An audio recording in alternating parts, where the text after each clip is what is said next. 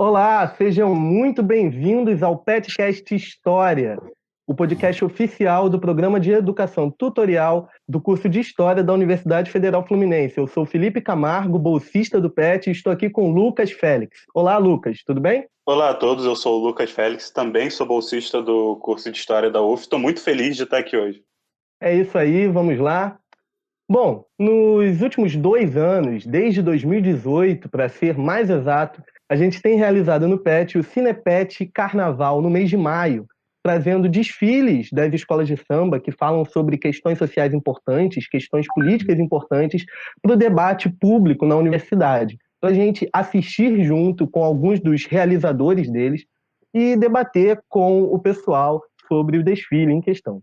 A gente faz isso pensando muito que o carnaval sempre tem um lado social muito importante. O carnaval mostra muito sobre o Brasil, mostra muito sobre a nossa realidade. E, por exemplo, nesses últimos anos, a gente, em 2018, trouxe o desfile da Paraíso do Tuiuti, Meu Deus, está extinta a escravidão, que falava sobre, questionava, na verdade, a abolição da escravidão e as mazelas sociais que acabaram decorrendo disso. No ano passado, em 2019, nós trouxemos o desfile da Estação Primeira de Mangueira, História para Ninar Gente Grande, que questionava a história oficial do Brasil e trazia um pouco da história não oficial, falando sobre o outro lado do país, a história popular, falando de heróis que não são contados nos livros oficiais, mas que estão na memória e que deveriam estar na memória popular.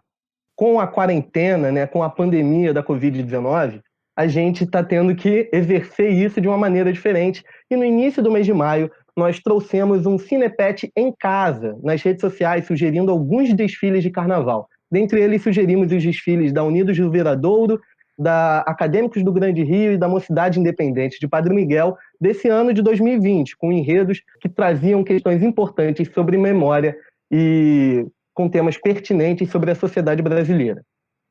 Enfim, pensando muito sobre como o carnaval ele é um espaço vasto para a exposição das temáticas históricas desse país e também inspirados por um texto escrito por um colega nosso da Universidade Federal Fluminense, que é um dos nossos convidados hoje. O texto, inclusive, era 13 de maio, comemorar ou refletir uma perspectiva carnavalesca, pensando no 13 de maio, que é a data que marca a abolição da escravidão. Nós resolvemos fazer hoje um podcast sobre o carnaval, falando da relação dele com a história, mais precisamente a disputa de narrativas sobre a abolição da escravidão e sobre a escravidão em geral no carnaval. Com isso, nós temos ilustres convidados hoje. João Vitor Silveira, o colega que escreveu o texto que aqui eu citei, ele que é graduando da UF e pretende estudar carnaval e é ritmista da Unidos de Vila Isabel. Olá, João. Olá, boa noite. Gostaria de agradecer o convite. Eu acho que é essencial esse tipo de discussão na nossa sociedade, considerando o carnaval como uma força de cultura tão grande, uma potência tão forte no nosso país. Eu acho que é de extrema importância a gente fazer essas relações, abordar esses temas essenciais na nossa vivência e fazer essas relações entre esses temas e os carnavais. Então, para mim, estar aqui hoje é um prazer imenso. Agradeço mais uma vez o convite e vamos lá. Muito obrigado, João. Nós também temos como convidado Rodolfo Matos, ex-bolsista do PET História e hoje mestrando na Universidade Federal Fluminense. Olá, Rodolfo. Olá, Felipe. Gostaria de agradecer aqui o convite. Hoje estou ainda mais honrado porque estou na função de convidado e até um tempo atrás, alguns meses atrás, eu estaria provavelmente como na posição de bolsista, né? Eu sou mestrando da UF, pesquiso carnaval e juntei os meus dois amores, que é a Beija-Flor de Nilópolis, carnaval como um todo, e pesquiso a Beija-Flor, os enredos em que ela exaltou a ditadura militar. E estamos aí hoje para falar sobre carnaval e abolição também. Agradeço aos meus colegas bolsistas do PET, agradeço também a presença do Fabato, do João, do Lucas, do Felipe. Muito obrigado pelo convite. Muito obrigado, Rodolfo. Bom, você já falou, já citou o nosso outro convidado, ilustre convidado, Fábio Fabato, jornalista especializado em carnaval, autor de vários livros que abordam a história do carnaval. Seja muito bem-vindo, Fabato. Olá, é um prazer falar com vocês mais uma vez, estar no PET, dessa vez em razão da pandemia, a gente está dessa forma separados, e é importante que estejamos separados justamente para ajudar a conter essa pandemia, mas a gente não pode deixar o fogo do carnaval baixar, né? O carnaval é essa coisa muito importante para a gente refletir sobre os contextos de época e falar da abolição da escravatura. A gente não pode deixar de tocar nas escolas de samba, porque elas sempre refletiram muito bem essa questão. As escolas de samba, que são ambientes fundamentalmente africanos, em essência são pretos, são negros, a gente precisa sempre falar deles como esse diferencial de resistência. A festa é muito importante, o carnaval é muito importante para a gente refletir sobre onde estamos e para onde queremos ir. Obrigado mais uma vez pelo convite. Muito obrigado, Fabato. Muito obrigado a vocês três por terem topado estar aqui com a gente, de verdade. Esse é um debate muito importante e que é muito significativo para a gente também dar continuidade a esse projeto do PET, de falar sobre carnaval e abordar o carnaval das mais variadas formas, nessa relação do carnaval com a sociedade, da forma como ele retrata a sociedade. Inclusive de como o carnaval serve como instrumento de ensino, de levar a educação para as pessoas e levar um pouco sobre a história do país para elas. Falando também para você, ouvinte, caso você não conheça muito sobre a trajetória dos desfiles das escolas de samba do Rio de Janeiro, a história desses desfiles, existe um certo marco na década de 60, onde o carnaval passou de fato a abordar uma história não oficial e passou de fato a abordar temas populares. O carnaval passou a falar de uma história que vinha do povo brasileiro e de heróis que vinham diretamente do povo brasileiro. Isso foi principalmente a partir da entrada do carnavalesco Fernando Pamplona, que veio da Escola de Belas Artes, e com ele entrou toda uma geração de carnavalescos, de artistas do carnaval que revolucionaram a forma como se pensava isso. Antes desse momento, o carnaval tinha, quando abordava a história do Brasil, temas muito voltados para a história oficial, tratando de figuras como marechais, Duque de Caxias, Tiradentes e alguns eventos históricos pertinentes para a memória institucional, como batalhas importantes ocorridas em sei lá quando, sabe? Coisas bem pertinentes para a memória institucional, mas que não falavam do povo brasileiro, não tratavam do povo. Fernando Pamplona entra na Acadêmicos do Salgueiro na década de 60 e ele traz para o carnaval essa perspectiva bem relacionada ao povo e à sua realidade. E ao longo das décadas nós temos isso sendo consolidado, isso sendo trabalhado e revivido. A gente, desde então, passou a abordar no carnaval a cultura afro-brasileira mais intensamente, abordar religião, abordar questões sociais importantes. E estamos aí até hoje, em 2020, quando a gente teve uma campeã do carnaval, Unidos do Viradouro, falando sobre ganhadeiras de Itapuã, que são mulheres da história do Brasil, sabe? Mulheres que viveram a história de fato e que têm uma trajetória linda. Pensando em tudo isso, a gente começa esse debate já fazendo uma pergunta muito pertinente, que é para os nossos debatedores: como vocês encaram a importância da abordagem sobre a história afro-brasileira pelas escolas de samba, e considerando essa diferença, esses distintos momentos, e considerando também o contexto atual em que a gente vive no país. E como vocês acham que isso foi consolidado? Então, na minha visão, eu acho que ter esses temas das histórias africanas, dos afro-brasileiros, as histórias dos orixás, das religiões de matriz africana, sendo abordados no carnaval, existe uma importância não só para a feitura da festa, não só no sentido de trazer riqueza para a festa em si, mas o próprio carnaval ele serve como uma ferramenta de educação na nossa sociedade. Então, a gente ter esses temas sendo abordados no carnaval, na cultura popular, de amplo acesso à sociedade, são formas de você alcançar todos esses espaços, todas essas pessoas com informações que talvez elas não teriam acesso de uma maneira diferente. Quando a gente considera a educação brasileira, a gente tem um processo que, por muitas vezes, ele é excludente não só para as pessoas que estão tendo acesso à educação, mas também para as personalidades que estão sendo abordadas durante esse processo educacional.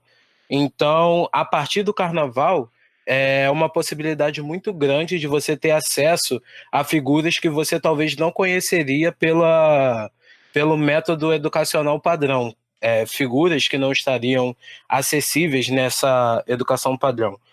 Quando a gente pensa no enredo, no desfile da Mangueira de 2019, a gente, quando observa a história para ninar gente grande e observa como a escola apresenta pontos da nossa educação que foram contadas de uma maneira, o que a gente tem no retrato oficial, e quando a gente coloca isso em conflito com as questões que não são trabalhadas nesse retrato oficial, o que está por trás das páginas, o que está sendo omitido de forma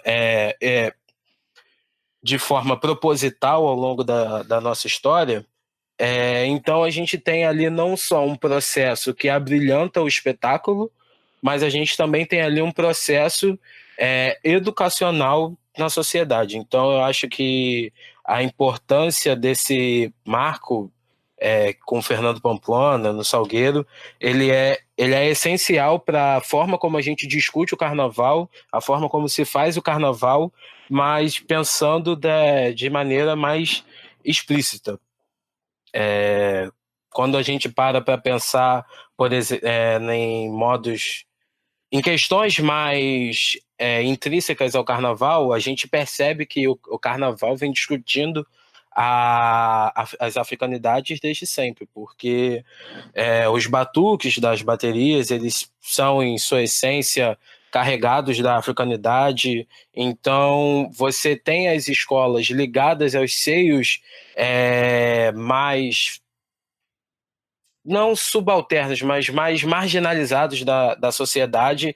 Então você tem as escolas de samba desde sempre dentro dessa matriz africana, mesmo que eles não discutissem de maneira oficial. Mas passar a discutir isso de maneira oficial é essencial para a forma como a gente conhece o carnaval e para como a gente discute o carnaval hoje. Então, só complementando o que o João falou, a gente tem que pensar o carnaval e as escolas de samba como agentes sociais do seu tempo, né? Então, essas mudanças, elas estão intrínsecas na sociedade civil, estão intrínsecas na política, estão intrínsecas no contexto econômico da festa. Então, quando a gente vê essa abertura de temas a partir dos anos 60, na realidade, a gente tem que também ver o contexto social do Brasil nos anos 60, né? O movimento negro está em voga, né? Quando a gente vê o Pamplona inserindo, que essa é a forma cristalizada em que a bibliografia do tema, né, geralmente trata a inserção dos temas do protagonismo negro na festa, porque, como o João falou, a festa é negra, a festa é preta, desde do batuque aos personagens, aos atores sociais. Mas, como o Felipe introduziu, a festa vinha tratando de temas da história oficial. Mas aonde que está o protagonismo negro? Onde que entra o protagonismo negro? Foi só o Salgueiro? Não, não foi só o Salgueiro. Tivemos também Mangueira, em 62, em 64, falando sobre a liberdade. E justamente no momento em que essa liberdade vai ser contestada por uma ditadura militar no país. Tivemos Mangueira falando de liberdade, falando do cotidiano dos escravizados, falando das mazelas dos escravizados. Tivemos Mangueira, nesses anos, recorrendo a Gilberto Freire, falando do mito de democracia racial e exaltando, em certa maneira, esse mito. Então, quando a gente vê a inserção desses personagens importantíssimos para a abolição, como Zumbi, Dandara, Maim, Marielles, Malês, como disse o nosso Samba da Mangueira de 2019, o que a gente está tentando ressaltar? A gente está tentando buscar o protagonismo do negro na história da abolição. Né? Isso parte dos anos 60, vai para os anos 70, onde as escolas de samba se agigantam, e entra um fator primordial que também tem a ver com a escolha dos temas, o patrocínio. Né? A partir daí, o patrocínio chega e o financiamento desses temas, as escolas vão de novo ter uma mistura de temas aí que vai gerar a escolha do enredo. Então, são inúmeros fatores que, ao longo desses anos, esses temas são diversificados. Né? Não é só o contexto social do país da época, mas também o contexto econômico, de como as escolas vão se financiar. Então, só para terminar a minha fala, eu acho que esses momentos históricos eles têm inúmeras vertentes. Então, a gente tem que ver, voltando a frisar, que a gente tem que ver a escola de samba de acordo com o contexto do seu tempo. Vou falar mais sobre isso no próximo tópico. Vou deixar agora para o nosso próximo convidado. Bom, vamos lá. Primeiro, eu acho que a gente tem que marcar direitinho como é que se dá a origem tanto do carnaval quanto a origem das escolas de samba. E as origens não são propriamente as mesmas e a natureza de acontecimento das manifestações não são iguais. O carnaval, ele é obviamente anterior às escolas de samba, as escolas de samba vêm depois do carnaval brasileiro, como ele se constrói. Agora, o carnaval brasileiro do século XIX, ele passa por uma perspectiva de inversão, de crítica política, de cutucada ao ambiente que aí está. Ou seja, ele até tem um pensamento crítico já na essência. E aí que está a grande ironia, porque o carnaval, no seu berço, no seu nascimento, ele não é propriamente preto. Entendeu? Ele tem já a mistura do cotidiano da cidade, mas ele é muito pautado até pelas pessoas que já estudavam na época e tal. E ele tinha esse componente crítico, o carnaval carioca. A escola de samba, que nasce no século XX e que nasce justamente nos locais que são esquecidos pelo poder público historicamente, quer dizer, as escolas de samba, elas surgem como organismos coletivos em que pessoas se unem para, através da cultura popular, resistirem à falta de apoio do Estado. Essa é a verdade, tanto que elas estão, praticamente todas, as grandes escolas são baseadas em locais de subúrbio, afastados dos grandes investimentos na zona sul do centro. Então, a escola de samba não nasce, ela nasce preta, diferentemente do carnaval, né, lá atrás, mas ela não nasce com a perspectiva crítica. E aí que é a grande curiosidade, ironia, que explica o próprio Brasil, esse país preto em sua maioria, esse país feminino em sua maioria, mas cujo discurso é feito por uma elite branca, heterossexual, macha. Entendeu? De varões brancos, essa que é a história. Então, você nota que essas ironias nas construções definem muito o que é o próprio Brasil. Então, a escola de samba, ela nasce com esse objetivo de resistir, de pessoas que resistem, só que para ficar viva, ela tem que sentar com os brancos e negociar muito a sua permanência. Isso até hoje. Mas vamos que no começo ainda mais, porque ela tem que ser adesista, ela tem que sentar com Getúlio Vargas e não ser obrigada por ele a cantar heróis durante o Estado Novo. Mas ela não foi obrigada diretamente pelo Getúlio Vargas, isso é uma mentira. Ele não obrigou as escolas de samba temáticas únicas, mas elas, por elas próprias, elas resolvem afagar o poder. E vão afagando o poder até os anos 60. Porque é como uma espécie de estratégia de sobrevivência. Elas precisaram disso, precisaram negociar com a elite branca aquilo. E, muito curiosamente, as escolas de samba também surgem num contexto de época em que o Brasil estava moldando a sua imagem branca, ou seja, feita por brancos, né, cunhada por brancos que estavam no comando e sempre estiveram, para fora. O discurso de Brasil, esse discurso de internacionalização de Brasil no século XX, é feito justamente nesse momento em que as escolas de samba estão surgindo, estão aparecendo. Nos anos 30, aí nós temos o Ari Barroso cantando Aquarela do Brasil, nós temos o Assis Valente fazendo o Brasil Pandeiro, ou seja, essas Brasil, esquentai vossos pandeiros, a coisa do brasileiro cordial, feito pelo Sérgio Buarque de Holanda. Então nós temos discursos absolutamente... O Assis Valente não era propriamente branco, mas ele era mulato, aceito pelos brancos, foi embranquecido historicamente, vamos assim dizer. Então todo um discurso branco do que seria o brasileiro foi feito nos anos 30, ao lado das escolas de samba, 30, 40, 50, ao lado das escolas de samba crescendo. Então era muito natural que elas não pudessem ir colocar heróis que não estavam nos livros didáticos. Elas precisavam abraçar esse Brasil que vai para frente bonitinho, o Brasil pandeiro e tal, mas absolutamente branco no seu discurso, ok? Absolutamente branco. Todo mundo sabe que o Brasil já era preto pra caramba, mas absolutamente branco.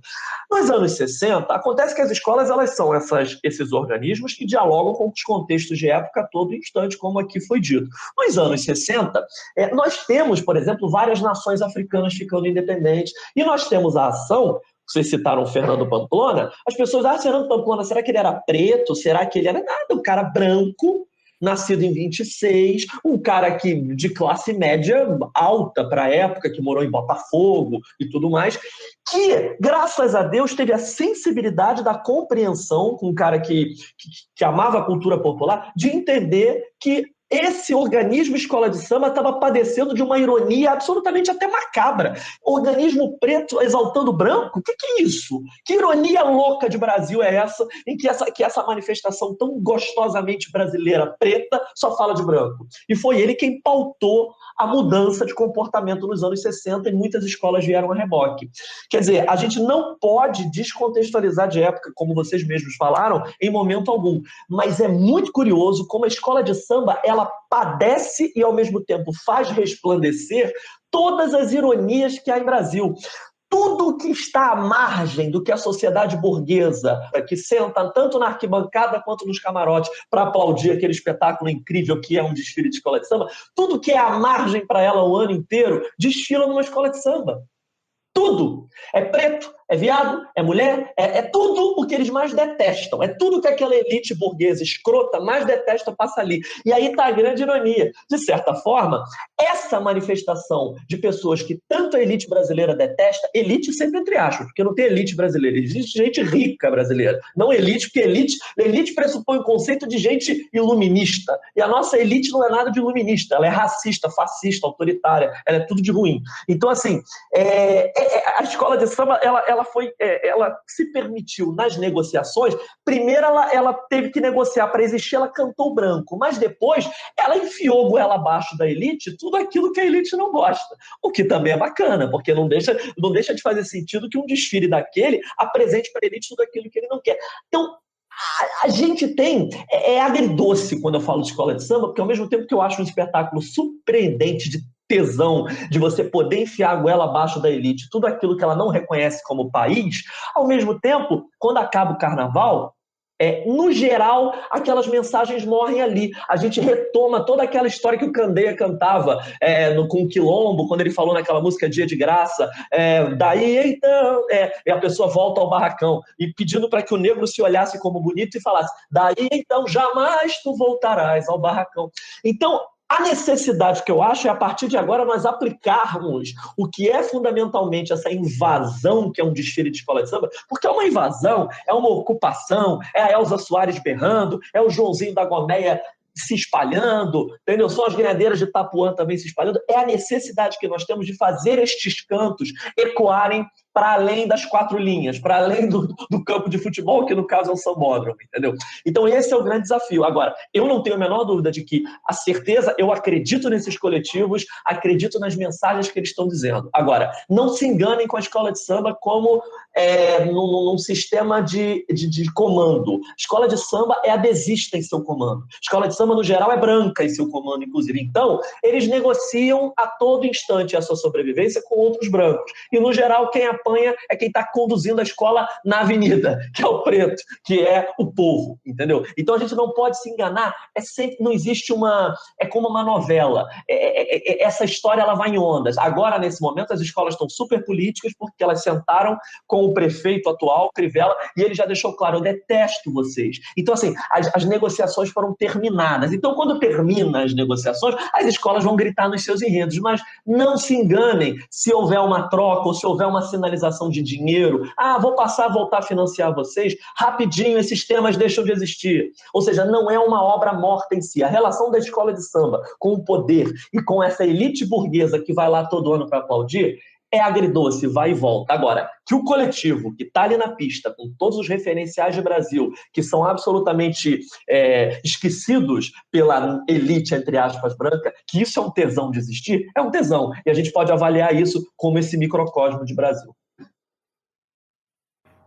O Fabato trouxe essa questão muito interessante de como essa construção de uma cidadania ela vem de muito antes. Isso é interessante de retornar isso porque desde o século XIX, até mesmo quando se tinha debates sobre a abolição da escravidão, essa questão da cidadania surgia muito forte. E era sempre uma cidadania que ela excluía os negros de sua formação, também os indígenas. Muita gente que propunha também a abolição, que não foi uma coisa que surgiu com a princesa Isabel, que não foi algo dado ali na década de 80 do século XIX, ela já era debatida como uma forma de o quê? De fazer com que, primeiramente, o medo de um levante negro, que já vinha se anunciando e ocorrendo, e também o negro de que aquela população que estava se formando no Brasil, da nacionalidade brasileira, fosse de escravizados ou de negros. Tinham planos de voltar os negros para a África, os projetos de trazer imigrantes surgem também com esse medo de que se formasse uma nacionalidade negra. E toda a questão da lógica do branqueamento vem o quê? Nessa formação de uma identidade nacional que buscava sempre excluir os negros, os escravos libertos, que era também uma outra questão muito forte quando se falava da formação da nação. E o Fabato falou também sobre essa questão do Gilberto Freire, quando ele fala de uma escravidão que foi uma escravidão positiva. Isso também é algo que foi muito combatido na década de 60 e, posteriormente, desconstruído completamente também na questão de como os negros eram um agente histórico forte depois na década de 80. Até caminhando para isso, inclusive eu achei muito pertinente o que foi ressaltado pelos três da questão do contexto. Acho muito interessante isso, a gente olhar essa perspectiva do contexto político e tudo mais, e considerando também isso que o Lucas falou, né? Pensando muito as diversas figuras históricas que a gente tem presente na luta da abolição e no próprio processo, como vocês entendem que tem sido realizado o resgate dessas figuras pelo Carnaval? Como vocês acreditam que é a orientação e o objetivo que essas figuras têm sido representadas ao longo das últimas décadas no Carnaval Carioca? E a gente pode citar várias figuras aqui. Vocês mesmos já falaram, desde Dandara, Zumbi, Luiz Gama, Luísa Maim, Teresa de Benguela, a própria Princesa Isabel. Vale dizer que teve desfile recentemente que exaltava a princesa no refrão principal do samba enredo. Eu acho que nesse momento, como eu falei, tá tão... Enfim, eu acho que nós temos um neofascismo chocado nos últimos anos, por N fatores, eu não vou entrar em debate aqui agora, e as escolas de samba, como esses organismos que fundamentalmente se relacionam com os contextos de época, por vezes de forma adesista, não nos esqueçamos que as escolas de samba apoiaram a ditadura militar nos anos 70, isso não pode deixar de ser dito, porque é uma verdade, e talvez o corpo das escolas nem soubesse que estava apoiando, entendeu? Fosse uma coisa, talvez o componente, os desfilantes não soubessem, não entendessem que estavam fazendo uma cagada, mas aquilo aconteceu. Nesse momento, como eu falei, acabaram-se as negociações. O poder público sentou com as escolas de samba e falou assim: eu não amo vocês, eu não quero vocês e eu estou cortando dinheiro. Quando chega nesse limite completo de negociação, assim, estouraram os limites de negociação, é natural que você grite, você parta para o pau. E, nesse sentido, como revisionismo do bem, certo? Temático, foi muito bacana, porque as escolas de samba puderam trazer, jogar luz em personagens que os livros didáticos esquecem. O enredo da Mangueira de 19, que foi campeão, é um enredo fundamental. O enredo é um microcosmo de uma escola de samba. A história que não sai na foto, a história que a história não conta. Então, assim, não há coletivo mais apropriado e que tem feito isso melhor nos últimos tempos, e aí, que bom que elas existem, elas estão aí para isso mesmo, as escolas de samba, do que a escola de samba para resgatar essas figuras e para fazer valer as mensagens que os nossos jornais, representantes históricos de elite, sempre entre aspas as elites, não fazem, que as nossas televisões não fazem, que muitas vezes o discurso constituído de Brasil, aceito como um discurso padrão do que seria uma opinião de opinião pública, não faz. Então, tá lá a escola de samba, os coletivos marginais, feitos por marginais, sob a ótica brasileira, da burguesia escrota brasileira, contando esses fatores, contando isso. Caramba, aquele enredo do Tuiuti que nós debatemos no PET tem 2 anos, de 2018, é rigorosamente uma obra-prima, gente. É uma saga fantástica que prova por A mais B que a escravidão está totalmente conectada, né? A escravidão e o fim dela, com a questão dos direitos trabalhistas hoje, que as pessoas, às vezes, sem saber, não percebem que estão apoiando o fim de direitos trabalhistas e que estão dando um tiro no próprio pé. Então, a escola de samba também serve como decodificador, traz luz para as pessoas começarem a entender o quanto elas estão sendo surrupiadas historicamente, entendeu? Então, assim, o poder desses coletivos hoje é fundamental. E aí, só apenas eu insisto, não se enganem. Basta voltar o dinheiro, se vier um novo prefeito que acene com 1,5 milhão para cada escola, elas novamente abandonarão isso e novamente nós teremos essa dinâmica de ondas que marca o processo temático delas. É assim mesmo, não vamos deixar de lado essa característica e talvez seja essa a característica de longevidade da escola de samba. O livro que eu escrevi com o Simas, a nossa tese é essa. E, por incrível que pareça, a longevidade das escolas de samba está fundamentalmente também na forma como elas têm que conversar com o poder. E de vez em quando elas vão tomar um chopp com o ditador, vão tomar um chopp com o branco desgraçado, que quer mais que aquilo dali tudo se dane. Mas é uma forma que ela tem de sobrevivência. Então, não nos esqueçamos de que é um bicho aderente, é um bicho que negocia. Agora, é um bicho apaixonante, porque tem saberes, os saberes mais gostosos dessa terra, tantas vezes esquecidos pelo discurso oficial. Fabato destacou uma coisa muito importante. A gente não pode falar de abolição sem falar do pós-abolição. Esse pós-abolição que está marcado até os dias de hoje, que a gente chama de segunda escravidão. Então, o que acontece? Quando a gente vê, lá em 2018, o Tuiuti chegando na avenida, a gente vê o presidente vampiro, a gente vê os manifestoches. Esse que é considerado um dos carnavais mais politizados de todos os tempos. Aí a gente, no ano seguinte, vê uma Mangueira, em 2019, contando justamente a história que a história não conta. E um Brasil marcado por um bolsonarismo, por um neofascismo. E sem a questão do dinheiro, onde os agentes públicos simplesmente viram as costas para as escolas de samba e elas têm que se virar sozinhas. Só voltando a uma questão. As escolas de samba são, dentro delas mesmo, dentro da sua composição, são um ecossistema de mais ou menos 5.000 pessoas envolvidas diretamente com aquela agremiação. E como o Fabato destacou, a maioria dos dirigentes das escolas de samba são brancos. São brancos. Mas temos as costureiras, temos os aderecistas, temos outras figuras fundamentais nas escolas de samba.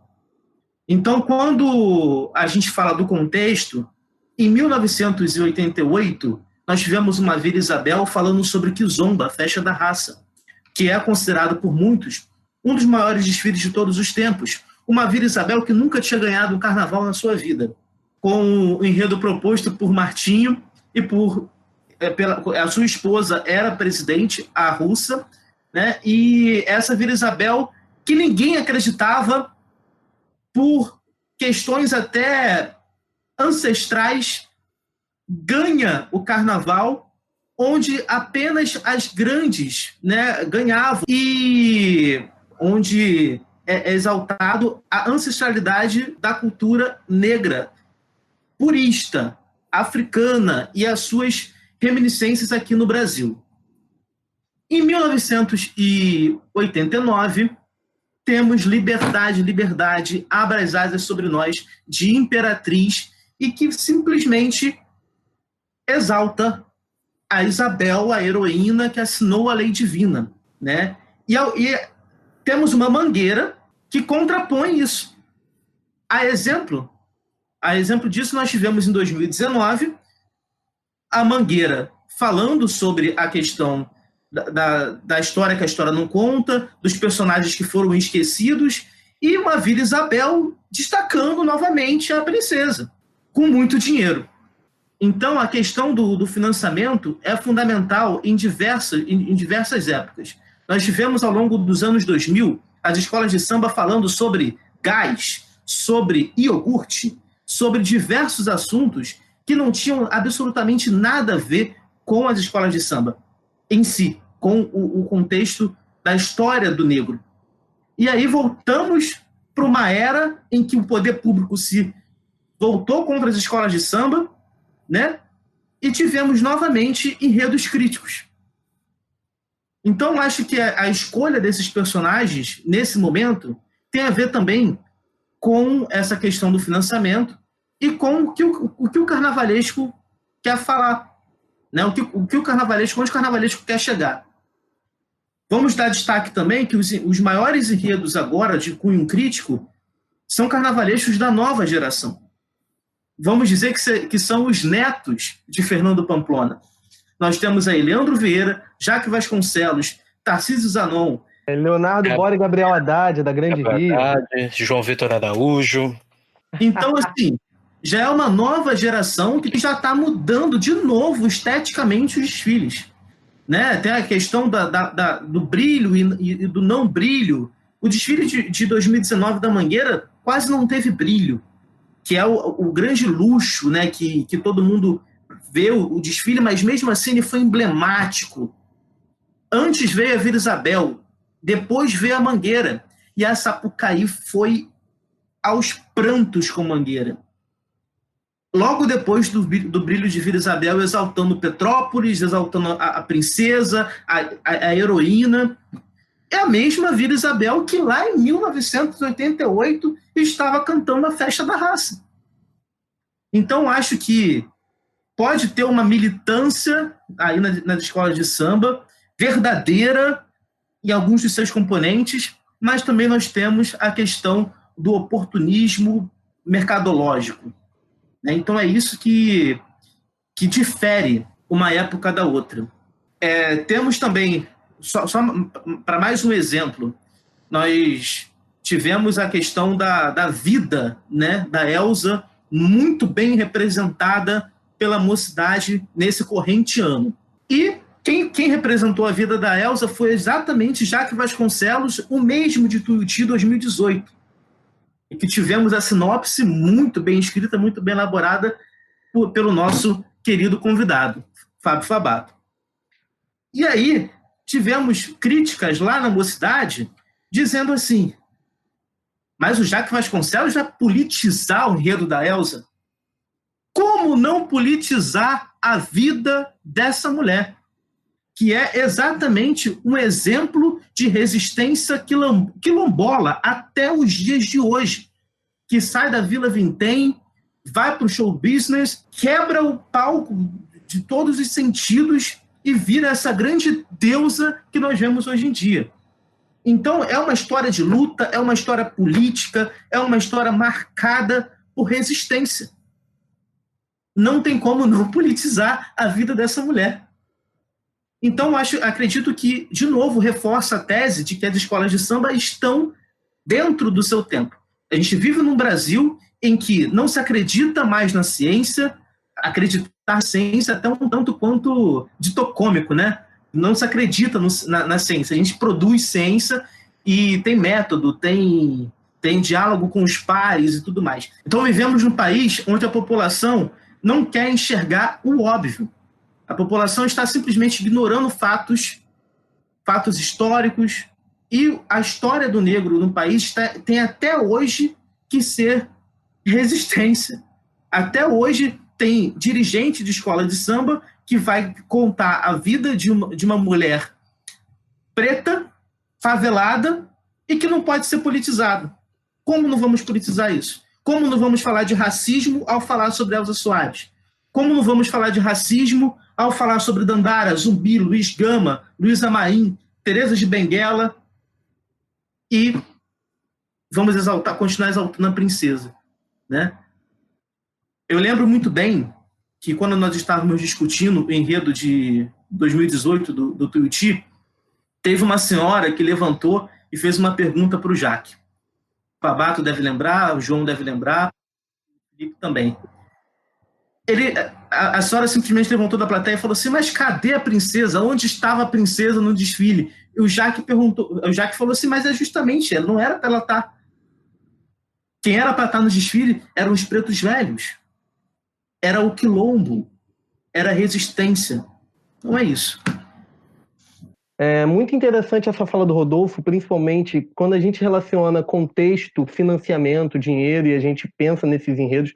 Acho muito pertinente quando, nas falas de Rodolfo e Fabato, a gente reconhecer quando o artista tem liberdade para produzir aquele carnaval e desempenhar o carnaval que seja crítico e que aborde essas figuras. E muitas vezes a falta do financiamento mais robusto, né, acaba dando liberdade para que haja uma criatividade voltada para isso, para essa abordagem mais crítica, não só crítica ao poder público, mas crítica à sociedade em geral e à construção que ela teve, e retomar essas figuras. É muito importante quando a gente olha para um Kizomba, Festa da Raça, que inclusive é reconhecido como um desfile que não tinha luxo, mas foi um desfile tão avassalador no que ele cantava e no que ele trazia, que foi impossível dele não ganhar o carnaval. Então, é muito pertinente a gente trazer essas questões. Quando a gente fala de patrocínios, quando a gente fala de tudo isso, é que muitas vezes o mercado que se formou no carnaval carioca acaba limitando, de alguma forma, a liberdade para que a escola também cante essa resistência. Eu queria passar a bola até para o João, pensando nisso. João, eu conheço bem você e sei que você é uma pessoa que sempre fala muito sobre o quanto é importante da Vila Isabel ser Kizomba. A Unidos de Vila Isabel falar, se mostrar a mesma escola de Kizomba, Festa da Raça. E o texto que você escreveu e que inspirou, inclusive, esse podcast, traz muito sobre isso. Eu queria ouvir também de você agora, sobre essa questão toda da abordagem dessas figuras no carnaval. Bom, primeiramente, é necessário estabelecer duas coisas.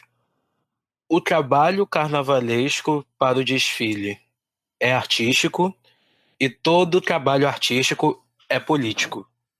Existem aqueles que admitem, existem aqueles que abraçam essa perspectiva e existem aqueles que fingem que o seu trabalho não é político.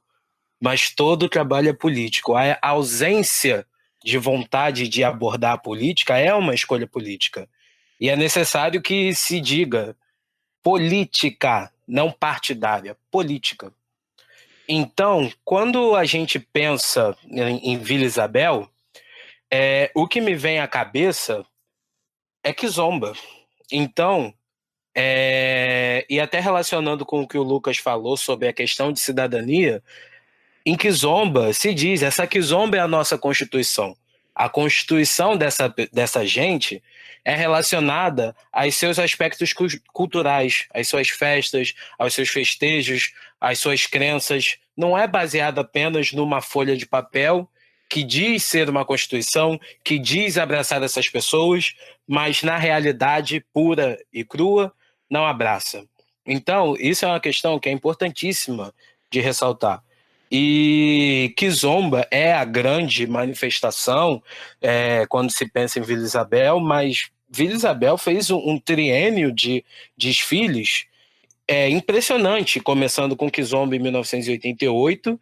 Em 1989, ela vem com Direito é Direito, falando sobre as questões de direito, acesso aos direitos civis, acesso aos direitos humanos.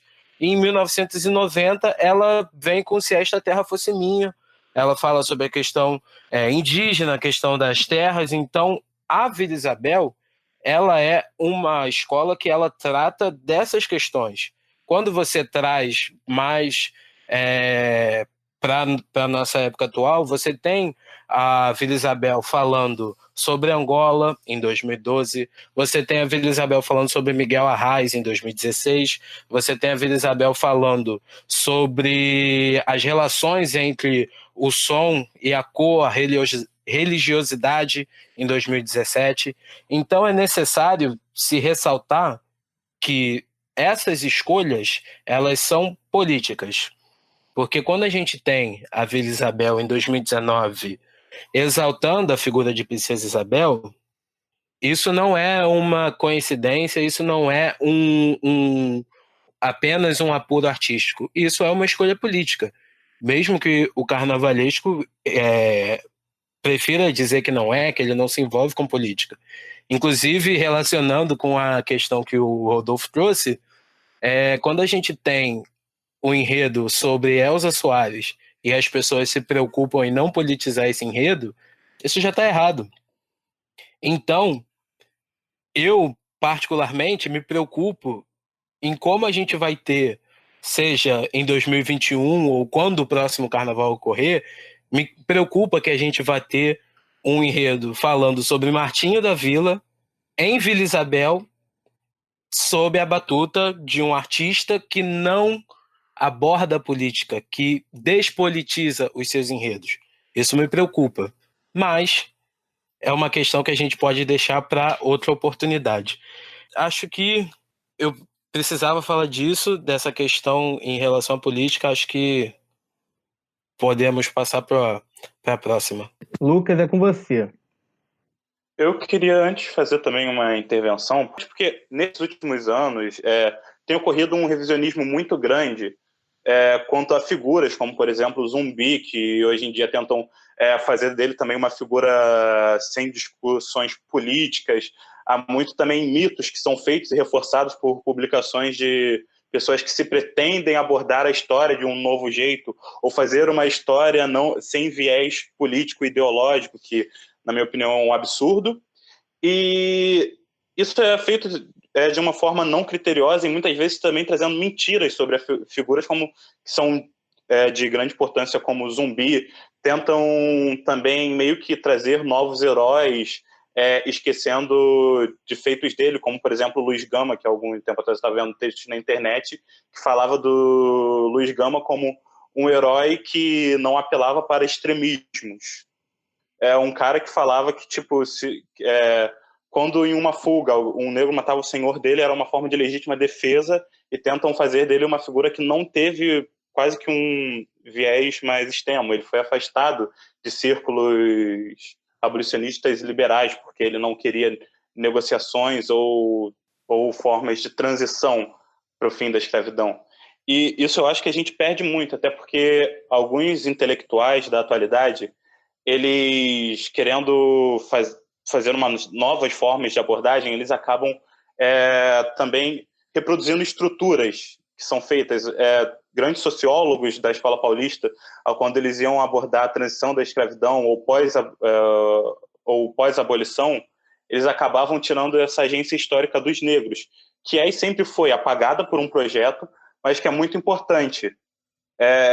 E também, como eu acho que foi o Rodolfo, e depois o João falou dessa questão da prática cultural ser uma forma de resistência, isso tem sido também resgatado em obras como do Robert Schlemy, do Sidney Chalub, que às vezes a simples forma deles, ali em seus pequenos cosmos, manterem viva tradições, formas de associações ou laços familiares, que também era algo que muita gente negava aos negros e escravos, é uma forma também deles exercerem uma agência histórica. E agora, já nos encaminhando aqui para a conclusão, pensando em figuras que nós abordamos e em como foram abordadas vários temas que nós fizemos, quais são as disputas que elas estão envolvidas ali na representação da história da escravidão e da abolição, e como é feita essa disputa e essas representações? E sintam-se livres também para fazer uma conclusão mesmo, juntar tudo que a gente debateu aqui na fala de vocês agora. Vamos lá. Nós temos que pensar também que toda disputa de narrativa é, na verdade, uma disputa também política, né? Também está inserida nesse contexto ideológico, é político, é econômico, é social. Então, quando a gente disputa a escravidão, a disputa narrativa da escravidão, nós estamos colocando interesses próprios de grupos que disputam essa narrativa. A história é feita dessas disputas. E o desfile das escolas de samba podem se tornar agentes de história pública, né? Podem se tornar agentes de divulgação científica, como foram os últimos enredos críticos que nós tivemos. Como tivemos Leandro Vieira, como tivemos Jaco Vasconcelos, né? Eles podem ser agentes de história pública, como foi o de 2019 do Leandro. Então, foi uma grande aula de história, uma grande aula de historiografia da escravidão a partir dos anos 80, estudando o pós-colonial ali na nossa cara, né? O que a academia está tratando nesse momento, dos anos 80 para cá, do que é a escravidão, do que é o pós-abolição. Aquilo foi nos jogado ali na avenida, com 70 mil pessoas ali naquele momento e mais de 500 milhões de televisões espalhadas pelo mundo inteiro. Então é um público muito grande, numa linguagem muito acessível. Então acho que essa é a importância dos enredos estarem trabalhando a história da escravidão, a história como um todo. Então a gente vê o último carro de 2019 falando de ditadura assassina. Temos o monumento das bandeiras em um dos carros pichados, com assassinos, né? Então temos ali uma posição, sim, uma posição política, sim, mas a omissão também é a posição política. A omissão desses fatos também é a posição política. Então eu vejo essa disputa de narrativas, né, de acordo com aquilo que o cara quer se posicionar, que o dirigente da escola de samba quer se posicionar, o interesse dele naquele determinado enredo. Por que a Porto da Pedra falou de iogurte? E por que Mangueira, em 2019, teve que explicar que tivemos resistência indígena, que tivemos resistência preta? Leandro Vieira tem uma resposta para isso. Nada mais, nada menos que o enredo foi inspirado, né, para combater de uma forma carnavalesca o Escola Sem Partido. Leandro fala, em um determinado momento, em alguma entrevista, até mesmo no Instagram dele, que depois que ele viu o projeto Escola Sem Partido, ele falou, tem que fazer alguma coisa. E está aí a importância do artista. A importância do artista é que, naquele momento de 2019, onde a gente via as urnas consolidando um projeto conservador, obscurantista, e que poderia acabar de vez com a ciência, com a tecnologia, com a renovação científica da universidade, da escola, com o poder de cátedra do profissional, tentativas de calar a voz dos professores dentro de sala de aula, vem esse desfile apoteótico da Mangueira e ainda exaltando uma figura que foi vítima do nosso atual cativeiro social, que é a Marielle. Então, ele resgata na figura de Luísa Maim, ele resgata em todas as Marias pretas da favela, assim como ele fez agora em 2020, trazendo um Jesus negro, que se voltasse seria crucificado pelo mesmo obscurantismo, né, de formas diferentes, mas se voltasse no Brasil, se voltasse na pele de um moleque preto do Morro da Mangueira, ele seria crucificado por quem está no poder hoje e por seus apoiadores. Então, acho que essa é a importância de não ter neutralidade no fazer artístico. Combater o obscurantismo, seja dentro das cadeiras da universidade, e sim quebrando esses muros e indo para as telas da televisão, indo para o samba. Outra coisa que eu gostaria de ressaltar é que essa mudança, já concluindo a minha fala, essa mudança de narrativas das escolas de samba muda também o fazer do desfile, muda a forma como as alas são compostas, muda os instrumentos que são colocados. Voltando a 2019, o samba escolhido é um samba completamente diferente daquele samba de escritório que a gente vem fazendo ao longo desses últimos anos. Então, essas mudanças de narrativa mudam o próprio fazer da festa. A festa se torna menos brilhosa, os sambas se tornam inovadores, né? E é isso.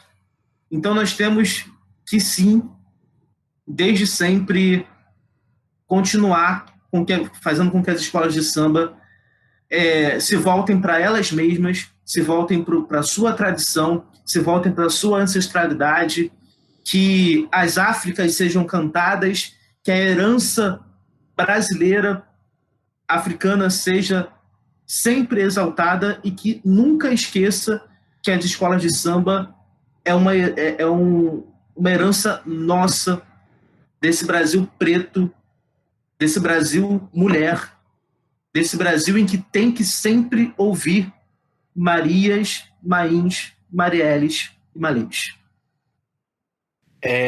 Então, eu acho não, eu posso dizer que eu tenho certeza que parte dessa disputa que a gente trava hoje em relação às narrativas que são contadas no carnaval, elas não podem apenas se ater aos conceitos. O que eu quero dizer com isso? O enredo da Tuiuti em 2018 é espetacular, é uma obra-prima, assim como o enredo da Mangueira em 2019, só que é importante, é essencial e é necessário que a gente dispute as narrativas dos nossos personagens. Então, para além de colocar o dedo na ferida e contar a história como ela foi, relembrar essas figuras, é extremamente necessário que a gente tenha essas figuras cantadas na Sapucaí, essas figuras cantadas no AMB, e que elas sejam cantadas com a reverência própria que elas merecem. É necessário que a gente tenha enredos como o de Luiz Gama com a Cubango. É necessário que a gente tenha enredos como a Teresa de Benguela na Barroca Zona Sul, em São Paulo. É necessário que tenhamos enredos que falem sobre Luísa Maim, como tivemos na Alegria da Zona Sul em 2017.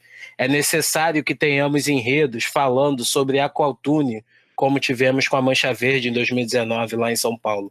Então, é necessário que nós tenhamos uma ressignificação do 13 de maio, não apenas no conceito da data, não apenas no conceito factual do que aconteceu. É necessário que nós possamos exaltar da maneira devida os personagens que ajudaram a construir esse acontecimento e falar sobre esses personagens. Eu quero que no futuro seja de conhecimento público na nossa sociedade quem foi Aqualtune, quem foi Ganga Zumba, quem foi Teresa de Benguela, quem foi Luiz Gama, quem foi Luísa Maim, quem foi o Dragão do Mar de Aracati. Essas figuras precisam ser reconhecidas, cantadas, homenageadas, exaltadas de toda maneira possível. Então, acho que parte dessa disputa, que é extremamente necessária, passa por aí. A gente precisa exaltar as nossas figuras. Nós não podemos apenas... não basta apenas tirar a foto, o retrato de Princesa Isabel da parede. Não basta apenas tirar Duque de Caxias da parede. Não basta apenas tirar Marechal Deodoro da parede. Nós temos que tirar essas molduras antigas e manchadas de sangue e substituí-las por outras molduras, as molduras dos nossos personagens, das nossas figuras. Essa é uma disputa que ela é essencial e ela precisa acontecer. E a outra disputa que é necessária é a da renovação do carnaval enquanto arte. Por que eu digo isso?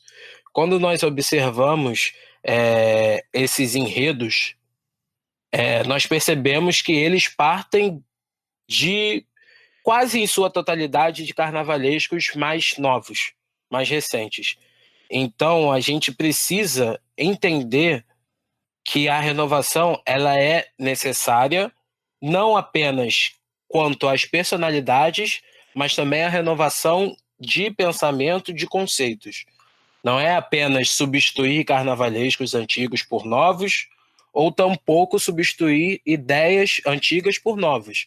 É necessário fazer um pouco de tudo. Então, é necessário que os enredos de matriz africana sejam de potência de primeiro grupo. A gente não pode continuar na toada de que as figuras negras, os orixás, eles sejam, entre aspas, material de grupo de acesso para baixo. Eles precisam ser cantados, homenageados, exaltados no grupo especial. Então, essas figuras da nossa história, elas precisam estar presentes. Então, nós precisamos continuar exaltando essas figuras. Então, quando eu vejo no futuro, quando eu vejo nesse ano que passou, de 2020, em que homenageamos Elza Soares, em que homenageamos Luiz Gama, em que homenageamos Abdias do Nascimento, em que homenageamos Carlinhos Brown, em que homenageamos Teresa de Benguela, essa herança, ela precisa continuar. E no futuro, eu já vejo indícios de que iremos continuar. Então, quando temos já o anúncio de enredos falando sobre Clementina, falando sobre Carolina Maria de Jesus, termos esses enredos já numa perspectiva futura, é sinal de que essa disputa ela está sendo travada e que ela está dando resultados. É claro que nós não podemos acreditar que esse vai ser um processo unilateral, que não teremos a disputa pelo outro lado para poder trazer essas questões para trás e que voltemos a exaltar outras figuras, a predominância dos enredos CEP, que cidade, estado e país, para caso alguém não saiba. Então, é necessário entender que essa disputa ela não vai ser travada apenas do nosso campo de batalha. Se nós estamos num campo de batalha, estamos travando uma disputa, temos que entender que existem pessoas do outro lado da trincheira que vão disputar esse terreno, assim como nós estamos disputando. Mas é extremamente necessário que essa disputa seja travada sempre, em todo contexto, em toda oportunidade e em todo momento. Eu acho que é isso que eu queria dizer. Bom, é aquela coisa, para mim o carnaval, como esse microcosmo que é do que nós temos no entorno, ele é filho do chão em disputa. Então, assim, ele se dá por essa dinâmica de disputa a todo instante. As escolas de samba não poderiam fugir a essa narrativa. No fundo, eu vou referendar, nós aqui temos um pensamento muito próximo. Eu acho que de cara a gente tem que deixar o seguinte, eu não vejo que exista uma arte... assim, claro que emocional, historicamente falando, a gente sabe o que seria certo, sobretudo numa escola de samba cantar. Mas não existe arte certa e arte errada. Existe arte ruim, arte boa ou arte que significa algo dentro de um contexto. E eu acho que uma escola de samba, com toda a questão da formação dela, com tudo que lastreia ela, por coerência, né, histórica, deveria versar por um caminho que é o caminho de exaltar os seus grandes valores, os seus grandes feitos, os seus grandes afetos dos personagens que a formam. E agora, essa questão de narrativa, como eu falei, eu não vejo uma história finalizada para a escola de samba.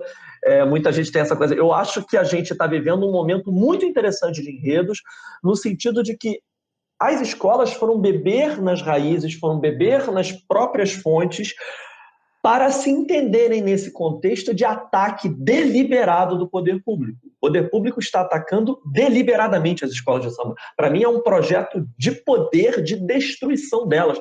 E a gente não pode fechar os olhos para isso. Assim, eu não acho que aquela coisa, vamos deixar... Não, para mim, há algo orquestrado, algo sério do poder público contra as escolas de samba.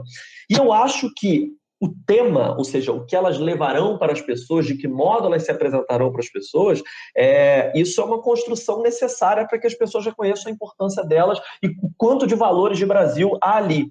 Agora, é uma dinâmica constante. A gente, em 1988, viu a Imperatriz sacanear a Princesa Isabel, dizendo Cabral, o esquema é de lograr de 7-1 da realeza, me mandou uma princesa que fingiu me libertar. Uma narrativa de tirar a monarquia da Princesa Isabel. No ano seguinte, a mesma escola de samba diz para Isabel, a heroína, que assinou a lei divina. Nós temos duas narrativas absolutamente distantes no mesmo organismo Imperatriz Leopoldinense.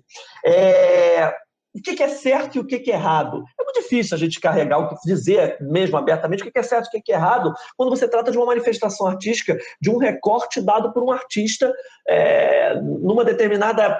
dentro de um contexto de enredo que ele criou. Óbvio que nós sabemos dos processos históricos que levam à abolição da escravatura. Nós sabemos o quanto a Princesa Isabel, por mais que ela tenha o protagonismo nos livros didáticos, a gente sabe a quantidade de protagonistas de cor preta que tem ali na história e também protagonistas de cor branca que estavam, abolicionistas e tal, que estavam juntos. Quer dizer, é muito mais processual do que propriamente na mão da Isabel, a heroína, que assinou a lei divina. O samba é lindo, mas o samba tem a visão oficial mais branca impossível. Né? Mas as escolas de samba lidam com esse conflito de narrativa o tempo todo e essas narrativas estarão sempre na avenida.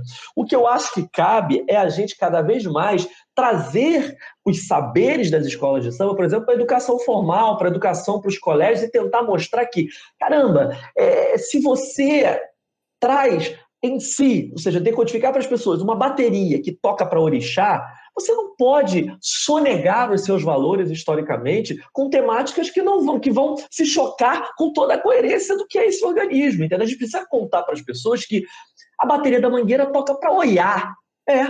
Para Oiá. Quando fizeram assim a entrevista no desfile da Mangueira lá, porque é a primeira vez que a Mangueira vai falar de Oiá, aí eu acho que foi alguém da escola que falou assim, não é a primeira vez, a Mangueira fala para Oiá, fala de Oiá desde 1928. Mas como assim desde 1928? A bateria da Mangueira é regida por Oiá. O que é Oiá? Oiá é um orixá. Obviamente, orixá de macumba, de curimba, e isso que é o preceito da bateria da Mangueira. O enredo da mocidade vai ser Oxóssi, enredo que eu escrevi novamente, que está pronto, mas que a gente não vai colocar ainda para o ar, porque não se sabe se vai ter carnaval. Por que Oxóssi? Porque Oxóssi é o orixá regente, o orixá de cabeça da bateria da mocidade. Caramba, a bateria da mocidade toca para Oxóssi? A bateria da mocidade é uma macumba, ela toca para Oxóssi. E isso é lindo e isso é Brasil. Ou seja, a gente cada vez mais tem que decodificar o que de preto está aí dentro. A gente conta muito pouco isso. E aí a gente pega esses aleijões, essas absolutas incoerências entre aquele organismo maravilhoso e cheio de fundamento, mas que tem uma gramática própria e que não é contada diante da visão eurocêntrica que nós temos de educação. A verdade é, eu sou louco que o meu livro com a história da mocidade seja bibliografia de colégio público na Zona Oeste. Seria lindo. Seria o que eu acho que é mais fundamental. Então, assim, a gente tem que lutar para isso, a gente tem que lutar para que o livro do Aylan André Mota esteja lá em Nilópolis, para que eles entendam que os valores daquela terra, as percepções locais, que a bateria da Beija-Flor toca para o orixá ou outro, que esse eu confesso aqui que eu não vou saber dizer, mas é isso que é fundamental. A gente também está branqueando demais esse discurso, a gente está falando difícil demais com as pessoas. Eu tento ser o mais claro possível no sentido de decodificar os saberes e dizer, é preta sim, é macumba sim, é manifestação africana funciona assim, e se você que foi criado com visão europeia, que se dane, você que está errado, você que não entende Brasil. A gente precisa cada vez mais falar isso. Eu acho que de vez em quando, e aí é um desafio para a academia, e vocês que estão com esse projeto maravilhoso na academia, vamos decodificar os saberes das escolas, mostrar que a bateria é uma gramática própria. Aquele batuque ali não é um batuque à la Vonté, à la Bangu, como se diz. Ou, por exemplo, a bateria da Mocidade Toca o Agueré de Oxóssi é um sentido de caça. Aquilo dali, o surdo primeira, segunda e terceira, aquilo é uma caça, é a caça dos caboclos da Umbanda. Olha que coisa linda, olha o tamanho de religiosidade que tem nisso. As pessoas sabem disso? Não sabem. As escolas não souberam contar, e nós que debatemos carnaval ainda não sabemos contar para as pessoas tanta gramática própria para essa galera que é ensinada como nós fomos, de que a Europa é o centro de tudo. É o centro de tudo pelo que estavam contando, mas aqui já tinha gente, muito antes, que foi dizimada, entendeu? Então, é fundamental que investiguemos cada vez mais esse coletivo, escola de samba, e os apresentemos com os seus valores. E aí, na hora da disputa das narrativas, acredite, a narrativa, não a certa, eu vou tirar o termo certo, apesar de sabermos que é certo, mas assim, a narrativa coerente com a história das escolas de samba, ela vai pular. Eu acho que é esse que é o nosso desafio fundamental. Lucas, você tem algum comentário também? Eu acho que é muito interessante que a gente vê isso sempre que a gente vê algum desfile, ou o samba no geral, que a gente na academia, a gente tem até um bordão que é de tentar fazer o nosso conhecimento extravasar os muros da universidade. E o samba, os desfiles, eles fazem isso de uma forma extremamente acessível, de uma forma extremamente bela e para milhões de pessoas. Então, é fantástico esse potencial informativo e educacional que o samba e os desfiles têm. Perfeito. Eu queria muito agradecer a presença de vocês três convidados, três amantes do carnaval. É muito bom ouvir vocês falando sobre isso, muito legal mesmo. A gente aprende junto nessa conversa. Por exemplo, aprendi agora sobre o toque das baterias da Mangueira e da Mocidade, fiquei maravilhado com a informação. E, de verdade, agradeço muito a presença de vocês aqui, ter participado disso com a gente. E o meu comentário final é, mais uma vez, sobre esse projeto. Eu falo mais uma vez porque nos episódios anteriores eu sempre faço esse comentário. Esse projeto do podcast, ele busca trazer, de certa forma, isso que o Lucas mencionou, de como levar a história, como a gente falar sobre isso para o público aberto.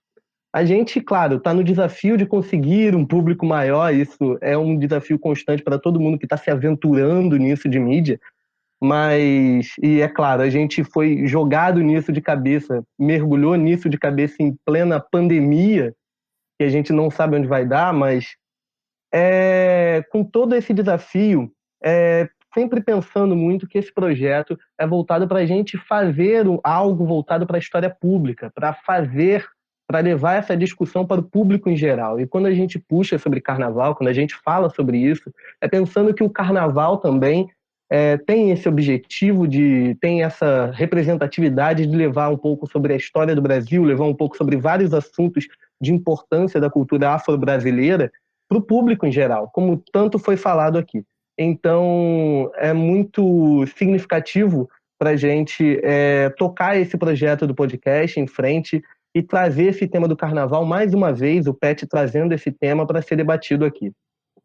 Enfim, agradeço muito a paciência de você que ouviu até agora esse podcast. Muito obrigado mesmo. Pode ouvir também o nosso segundo episódio, que foi sobre negacionismo e memória na ditadura militar, que foi lançado algumas semanas atrás. Enfim, e muito em breve a gente volta com mais podcast. Bom, aproveito também, algum de vocês gostaria de divulgar algum projeto pessoal ou fazer o famoso jabá, né? Fazer aquela propaganda aqui, aproveitar esse espaço. Posso falar dos livros, então? Vou falar dos livros. Beleza. Vou falar então dos livros da Família do Carnaval, que são 4 livros que colocam algumas escolas dentro de uma família. São pequenas biografias em crônicas das escolas de samba. As 3 irmãs, Mocidade, Beija-Flor e Imperatriz, foi o primeiro da série. Depois as Titias da Folia, Estácio de Sá, Viradouro, Unidos da Tijuca e, meu Deus, agora eu vou esquecer uma, e Vila Isabel. Como que eu vou esquecer a escola do meu querido João? São as Titias da Folia. Depois foram as primas sapecas, União da Ilha, Caprichosos e São Clemente. E, por fim, as matriarcas da Avenida, Mangueira, Salgueiro, Portela e Império Serrano. Além disso, eu e o Luiz Antônio Simas temos um livro sobre enredo que eu acho que colore tudo que nós tratamos aqui, que é o Pra Tudo Começar na Quinta-feira, o Enredo dos Enredos, o livro que saiu pela Mórula, ele está disponível nas livrarias e tal, tem formato e-book, tanto a Família do Carnaval quanto esse, e a gente faz uma investigação do porquê das linhas temáticas das escolas de samba terem se desenvolvido em diferentes aspectos dos anos 30 até hoje. E toca muito isso, a relação com os diferentes contextos de época. E nessa pandemia, eu e João Gustavo Melo estamos fazendo um podcast sobre carnaval. A gente tem debatido cada ano, assim, a gente já debateu 89, 93, agora vamos debater 88 no Instagram. O meu é o @Fábio Fabato e o dele GugaMelo22, outro pesquisador também enredista, João Gustavo Melo. Então, toda sexta-feira, depois do Jornal Nacional, depois que o Bonner dá uma boa noite, a gente entra, toda sexta-feira. Obrigado. Vamos lá, João, você tem alguma coisa também? Primeiramente, agradecer a oportunidade de estar aqui. Agradecer ao PET na pessoa do Felipe pelo convite, agradecer ao Rodolfo e ao Fabato pelo maravilhoso debate que a gente teve. Como o Felipe tinha citado anteriormente sobre um texto que eu fiz que tinha inspirado esse podcast, então gostaria que quem ainda não leu desse uma lida, que é o 13 de maio, refletir ou comemorar, uma perspectiva carnavalesca, um texto que eu publiquei no site Vivendo a História, numa parceria. E eu também tenho o @Pensando a Folia, que é onde eu publiquei meus outros textos. Então é @Pensando a Folia, tanto no Instagram quanto no Twitter. E é isso, agradecer mais uma vez e acho que... importante lembrar que no Carnaval as experiências das escolas de samba, elas são essenciais para a nossa formação, mas os blocos carnavalescos também são de suma importância. Então vou fazer aqui o jabá para o bloco que eu participo, o Botando na Bureta. Então você que for do Rio e estiver escutando isso aqui, nós desfilamos todo sábado anterior ao Carnaval, seja o Carnaval quando for, né? Então, se você quiser conhecer mais, @Butano na Bureta no Instagram e no Twitter também. Obrigado. Rodolfo, você tem algo a comentar também? Bom, eu tenho inúmeros projetos que ainda não saíram do papel. Eu desejo, inclusive com essa pessoa que está apresentando o PET. Felipe Camargo aqui. Que eu já convidei inúmeras vezes para a gente tentar fazer alguma coisa, mas as moléstias da vida nos fazem estacionar dos nossos projetos. Mas, enfim, uma hora vai sair, eu poderei, quem sabe, numa outra ocasião, fazer um convite para vocês. Mas, por enquanto, eu queria agradecer a participação, né? Agora na honra de ex-bolsista, né? E agradecer a atual gestão do PET pelo convite. Continuo na minha pesquisa, né? Vou fazer uma propaganda de mim mesmo, tá? Do que eu pesquiso, né? E na monografia eu pesquisei o ano de 74, né? Da Beija-Flor, falando sobre o Brasil no ano 2000, né? E faço um apanhado aí do que a Beija-Flor quis tratar sobre esse tema, né? Falando sobre também a ditadura militar e o jogo do bicho, muito conhecido. E agora, no mestrado, eu falo dos 3 enredos, que é 73, 74 e 75, de exaltação à ditadura militar. Com certeza, provavelmente, eu pretendo publicar artigos sobre isso e um dia poderia aqui, né, em outros meios, divulgá-los.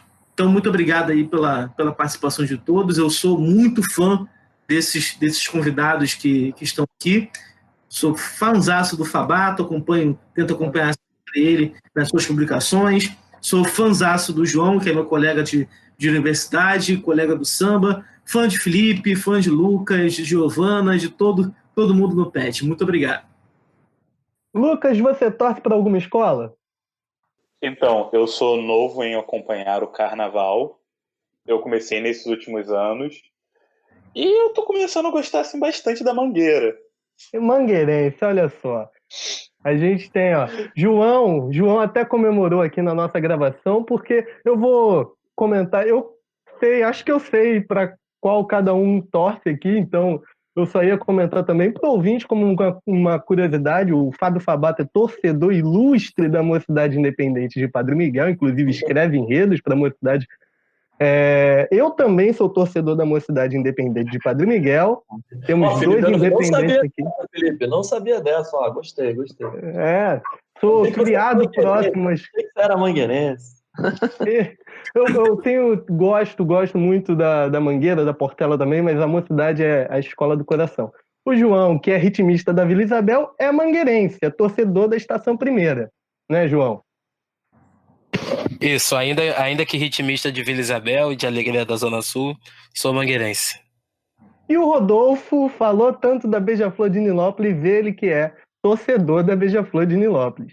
Só queria deixar um adendo. Nós que somos sambistas em essência, a gente tem a nossa escola de coração, mas a gente é do samba, né?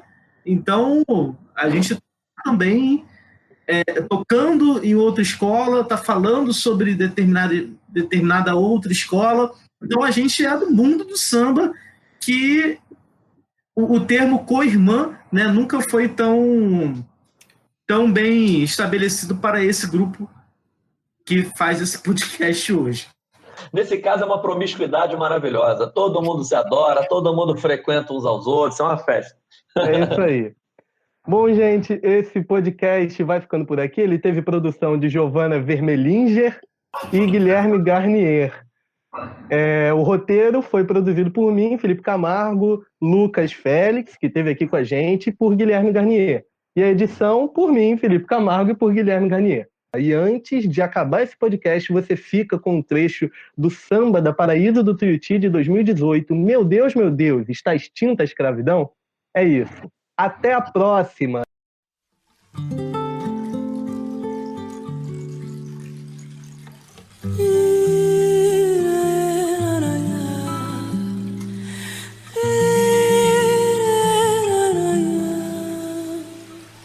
Meu Deus, se eu chorar, não leve a mão. Pela luz do candeeiro, liberte o cativeiro social, meu Deus. Meu Deus, se eu chorar, não leve a mão. Pela luz do candeeiro, liberte o cativeiro social. Não sou escravo de nenhum senhor, meu paraíso é meu bastião, meu Tuiuti, o quilombo da favela é sentinela da libertação. Não sou que me emociona, gente. De nenhum senhor, vem comigo, meu paraíso é meu bastião, meu Tuiuti, o quilombo da favela é sentinela da libertação. Vamos lá, gente! Irmão de olho claro da Guiné, qual será o seu valor? Pobre artigo de mercado.